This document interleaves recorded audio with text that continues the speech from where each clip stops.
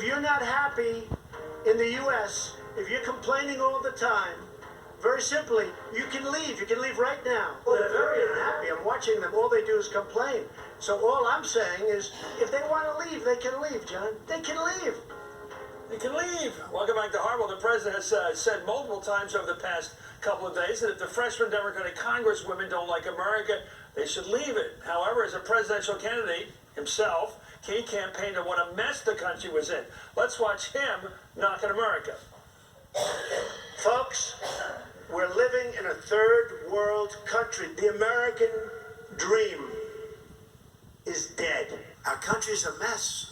Our infrastructure is falling apart. Everybody knows what a mess our country is in. We are a mess. Our country's a mess. We got a mess of a country. They were saying the other day, Trump is angry. Of course I'm angry. I want to be angry. Who's not angry?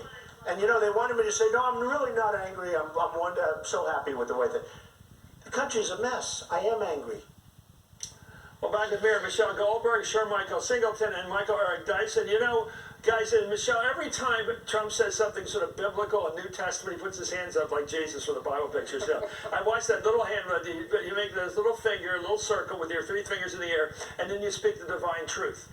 There he was, Michelle, trashing the country again and again to get elected. Now, anyone who dares speak in that way against our country should go home to wherever their grandparents came from. Well, look, I think it's always a mistake to look for logical consistency in what Trump says. The consistency is the white nationalism. When America was ruled by an when America had an African American president, then the country was, in Trump's estimation, by definition, degraded and worthy of scorn. Right now, he conflates himself with the country and sees them both as worthy of not just respect, but kind of unquestioning deference. And so, you know, when he runs down American cities, which he does, you know, not just when he was running for president, he continues to do it as president, to say the most despicable things about the cities of the country that he purports to lead. But it's because he kind of writes off certain people in certain regions as being outside of the real America. Let me talk to you about, Professor, about this race thing in big cities. You know, I grew up in a big city, but not really downtown, but in a city with the high school kids from, you know, and there's neighborhood fights. You know, the Italian neighborhoods, the black neighborhoods. That whole went on. There was rivalry. Right. And then there was also nicknames that weren't so nice. And does Trump come from that? I sometimes get the sense he's sort of from that urban hostility from maybe 50 years ago. Well, there's no question about that, but when you look at his lineage, look at his father, look at the set of ideas he inherited, look at the unconscionable privilege that he... Well, in a sense, you know, I mean, keeping black people out of your apartment buildings, redlining, you know, understanding the degree to which black people must be cordoned off, and that real estate must be the preserve of those who are privileged, and it is transmitted according to race and not according to money.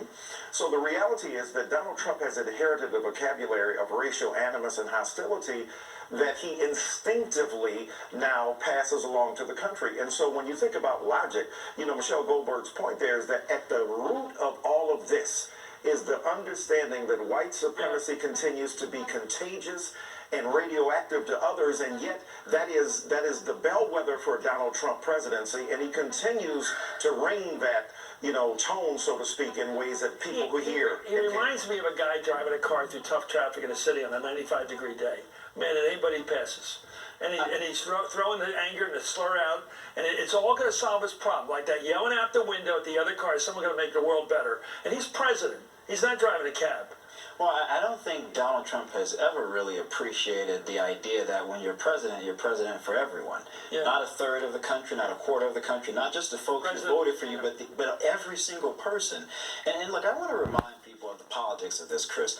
Donald Trump won Pennsylvania by just 44,000 votes. He won Michigan by just 10,000 votes. He won Wisconsin by just 22,000 votes. He won Florida by 100,000 votes, which is 1.2%. This notion that Donald Trump is automatically going to be reelected in 2020, I'm not certain of that. What existed in 2016 is not necessarily going to exist in 2020. And what's so inconvenient Well, you're the about expert here on politics. I want you to answer these two questions. Two factors will change. We know by 2020, right?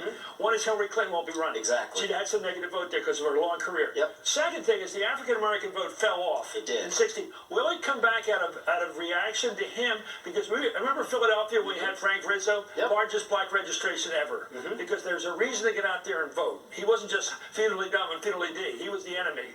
Will a bad Trump drive up the black participation? I am 90% sure that it was. When Donald Trump asked that question, what in the hell do you have to lose? I think a lot of African Americans realize we have a whole lot to lose. And I think whomever the Democratic nominee will be, black voters will turn out significantly, including Hispanic voters will turn out significantly. That's 96 million and that people. does not benefit Donald Trump. Yeah, let me go to Michelle now. Your thoughts, Michelle, because voters are negative in many ways. They'll get out on the street and go vote on a rainy day or a snowy day because they don't like somebody. Well, that's true. I mean, and I think that there's no question in my mind that Donald Trump is going to lose the popular vote in 2020. I think the only question is What about the states that Sir Michael mentioned, though? They're the critical states. Right, and I very much hope that he's right. I think he's probably right, but I don't think anybody should be complacent about Donald Trump's inevitable loss, because I think that one thing that we're learning is that there's a fair amount of white people who won't admit to liking what Donald Trump is selling, but in the privacy of the voting booth, that's where they cast their lots. Some, I think that's true. I also think there's some people that don't like thinking that they're racist, too. Well, yeah, but you know the Tom Bradley effect. Oh yeah, I'm down with that. I'm down with that. You go into the voting booth, you dimple the chat or pull the lever. Explain the Tom Bradley effect. Well, you know, Tom Bradley was the black mayor of Los Angeles, running for governor, polling way ahead. People thought that he would almost waltz into the governorship, and then when people got into the voting booth, their rhetoric didn't match their. They put the Machen in, a guy they never heard of. By the way, I thought that was going to happen, Professor, too. In 08, it didn't. Obama actually beat the spread, which is good for the country. Anyway, House Minority Leader Whip Steve Scalise said today that when Obama was president, Republicans didn't disrespect the office of the presidency. Let's listen to that. We had disagreements with a lot of Barack Obama's policies, but we never disrespected the office. We expressed our disagreements in a respectful way, but what they continue to do to go after him personally, to call for impeachment of the president from day one. Well, as the Washington Post pointed out today, there's plenty of tape out there that disputes Scalise's kind argument about his party. Let's watch. The reforms I'm proposing would not apply to those who are here illegally. It's the time that we're going to send Mr. Obama home to Kenya or wherever it is. We're going to do it. I don't want to even have to be associated with him. It's like touching a tar baby, and you get it. You know, you're stuck, and you're part of the problem now.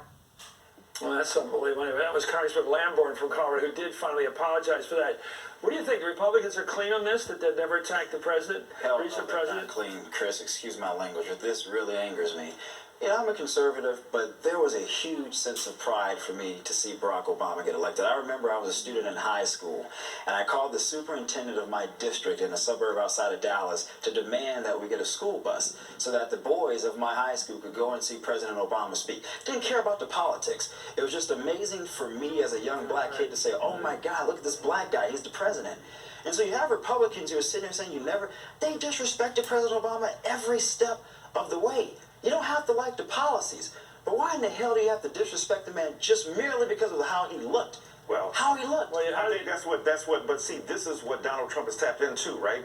That extra rational, that irrational stuff that's laid down there, right? It is, but it's clearly explained. It's the deep pathology of white supremacy and racism and the hatred of things that are not white, black and brown. Look at the congresswomen who are now being, battered by Donald Trump, battered into glory to a certain degree, but also seen as a kind of piñata, right? As a kind of a whipping boy lashing out against them. But if you can't remember what happened in the last presidency, you're not going to remember slavery and Jim Crow. And they have memories of gnats. But Chris, anyway, I got to go. Change is inevitable. I know. Anyway, Michelle Goldberg, thank you so much for the New York Times. I read you regularly, as I should. Sir Michael Singleton and Michael Eric Dyson. Up next.